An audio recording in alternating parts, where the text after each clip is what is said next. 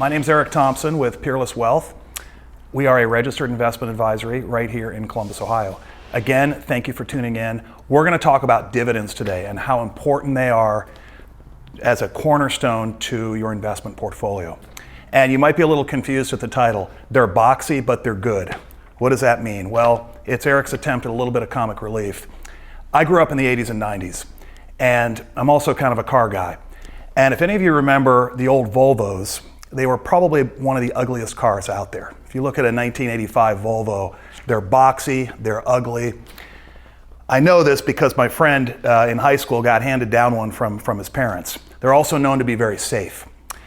And it's funny because there's also a film in the 90s, it's actually the early 90s, called Crazy People.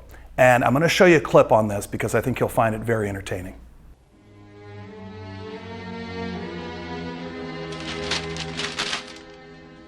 Buy Volvos. They're boxy, but they're good. We know they're not sexy. This is not a smart time to be sexy anyway, with so many new diseases around. Be safe instead of sexy. Right. Volvo. Boxy, but good. Are you crazy? Okay, so I hope you found that a little bit entertaining. It's actually a funny movie if you're to sit through the whole thing. Dividend-paying stocks are like the Volvos of the investing world. They are not fancy at first glance, but when you look under the hood, they have a lot going for them. Most investors, including the financial media, they focus entirely on the share price of a company. How much is it up? How much is it down this week, next week, today? And they forget that a lot of companies, especially the more established companies and older companies, they distribute a lot of their earnings out in the form of dividends. And so you don't have to rely entirely on share price to make money.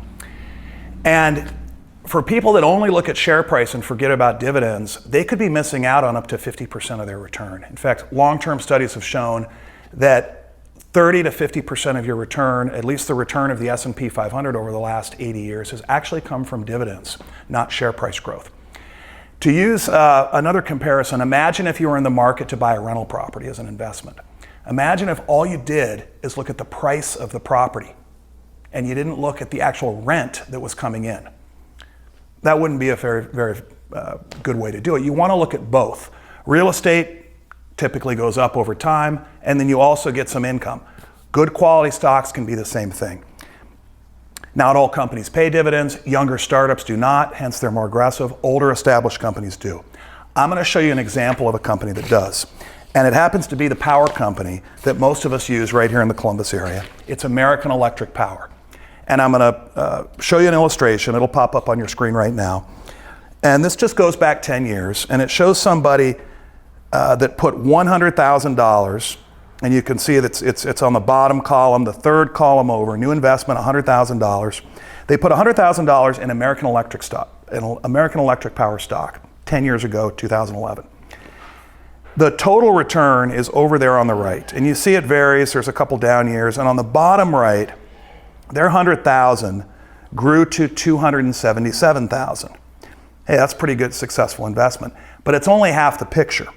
Look at the distribution withdrawal column. That's the dividend income. Their $100,000, the very first year, paid $5,142 in dividends. And by the way, I'm not showing reinvestment of these dividends. I'm pretending you just take that as your rent check. And look what happened to the dividend over the last 10 years. It went from $5,142 all the way to $8,338 for 2021. So the dividend went up. It didn't quite double, but it went up quite a bit. Now, 2022 dividend of $2,168, that's not a full year. That's just through March. So that's partial year. So not only did your share price grow, the dividend grew. And there's a lot of other companies like this. Dividends make a lot of sense too when markets aren't red hot. When the stock market's red hot, these dividends don't mean much. You want that share price gain. But in flat markets, down markets, or slow markets, it can really help buffer the pain and help offset a declining share price that we get temporarily. So how do I invest in dividends for clients? Well, I don't always pick individual stocks, but what I really like to do is there's some indexes or some exchange traded funds that focus only on companies that pay steady and growing dividends.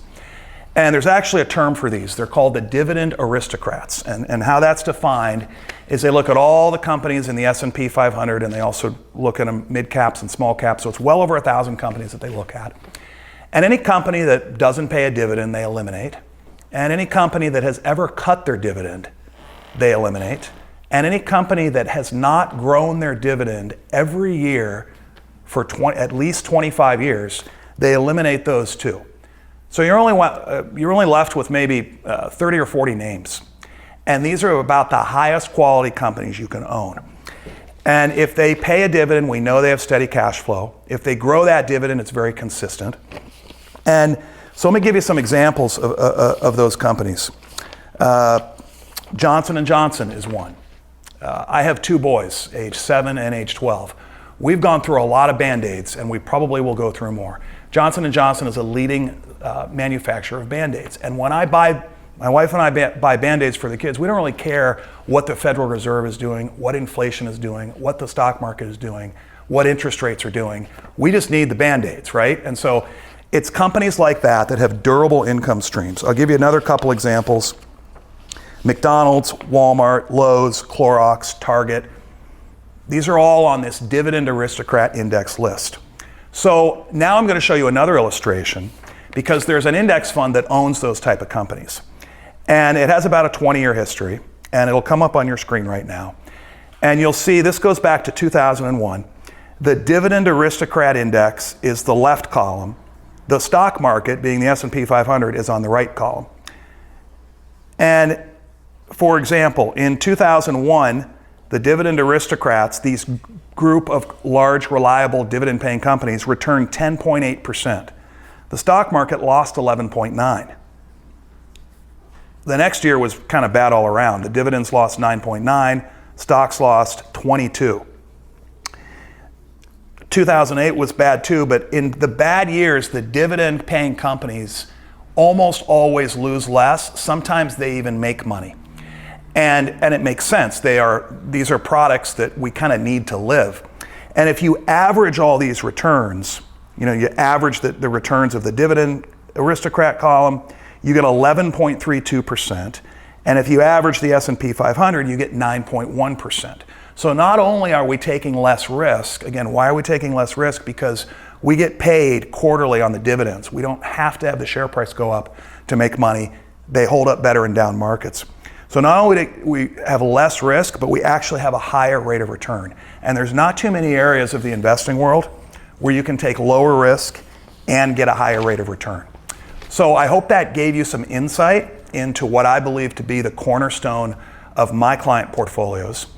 And hopefully it'll help you better understand my philosophy and how to grow your money without undue risk. Thanks again for tuning in, and see you next time.